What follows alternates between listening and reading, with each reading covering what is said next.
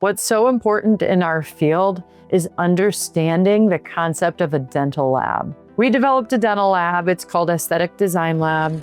We started developing the practice and gaining more patients and gaining more trust. So after a period of time, sending dental lab work out to a lab was just not functional or operable. How are we going to customize unless we do it ourselves? Our new laboratory has 3,000 square feet, multiple technicians, and we work with all of our technicians very closely. We go through every patient specifically one by one, and we create something that is like no other. Capturing our 3D printers was by design. We had to find something that's quick, efficient, but quality.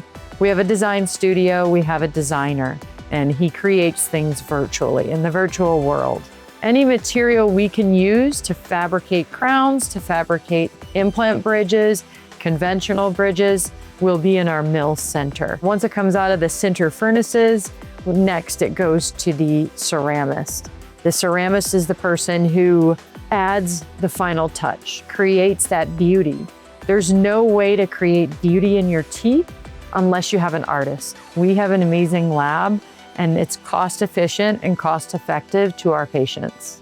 If you would like to learn more about our state-of-the-art lab, please contact us at Parkway Prosthodontics for a free consultation.